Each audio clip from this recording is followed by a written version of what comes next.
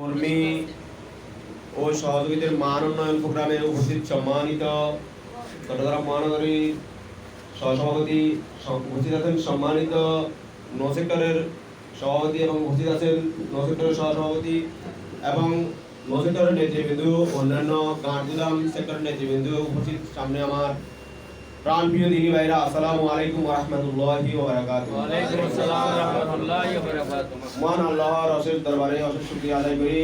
মহান আল্লাহ সেই মাগরিবের পর থেকে এখন পর্যন্ত আমাদেরকে এই প্রোগ্রামে উপস্থিত থেকে ধৈর্যের সাথে শোনা এবং বুঝার তৌফিক দান করেছেন। আলহামদুলিল্লাহ। আল্লাহর কাছে বিশেষ আরজ গুজার করি, মহান রব্বুল আলামিন কাল কিয়ামতের কঠিন সময় আমাদের এই সময়টুকু আমাদের নাজাতের উসিলা হিসেবে কবুল করুন। আমিন। প্রিয় ভাইরা, আমাকে বিষয় দেওয়া হয়েছে তাওহীদ। সময় অনেক হয়ে গেছে। তাওহীদ শব্দটার অর্থ হলো একাত্মবাদ। একাত্মবাদ মানে আল্লাহর একাত্মবাদের বহিঃপ্রকাশ।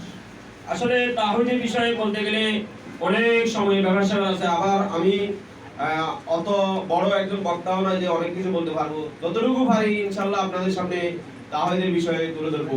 প্রিয় ভাইরা, মহান রব্বুল আলামিন সূরা বাকারার 21 ও 22 নম্বর আয়াতে বলতেছেন, ইয়া আইয়ুহান নাসু উবুদু রাব্বাকুমুল্লাযী খালাকাকুম ওয়াল্লাযীনা মিন ক্বাবলিকুম লাআল্লাকুম তাত্তাকুন الذي جعل لكم الأرض فراشا والسماء بناء وأنزلنا من السماء ماء فأخرج به من الثمرات رزقا لكم فلا تجعلوا لله أندادا وأنتم تعلمون।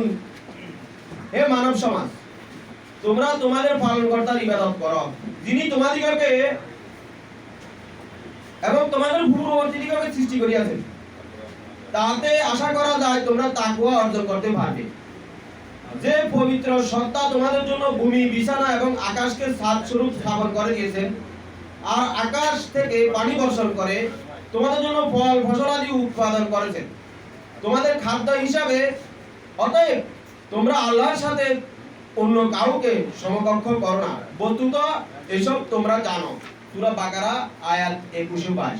প্রিয় ভাইরা, এই আয়াতে আল্লাহ রাব্বুল আলামিন একাত্মবাদের বিষয় আল্লাহ রাব্বুল আলামিন বলতেছেন যে আমাদেরকে আল্লাহ রাব্বুল আলামিন সৃষ্টি করেছেন, আমাদেরকে জমিন হিসেবে বিছানা দিয়েছেন, শস্য উৎপাদনের জন্য আবার সেই জমিনকে আল্লাহ পাক দিয়েছেন, আবার আমাদেরকে আল্লাহ রাব্বুল আলামিন উত্তর রূপে সৃষ্টি করেছেন।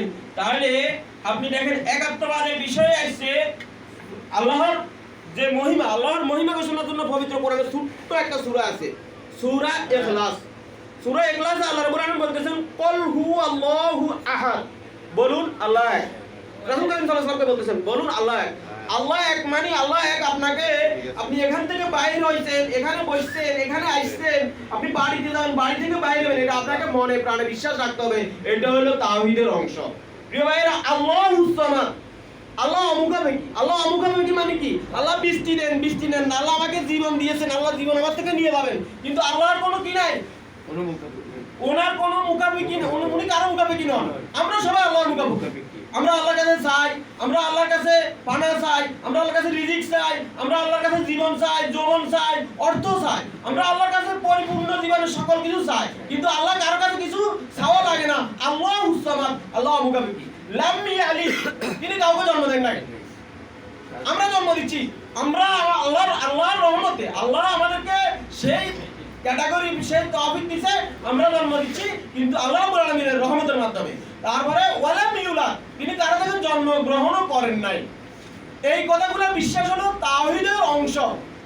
ওয়ালাম ইয়াকুল লাহু কুফুয়ান আহাদ, তার সমকক্ষ বা সমতুল্য কেউ নাই। আমাদের সমকক্ষ আমাদের ভাই বোনেরা অনেকজন আছে, আমাদের ভাষাভাষী বা আমাদের ভাষাবর্তী যারা আছে সবাই আমাদের সমকক্ষ।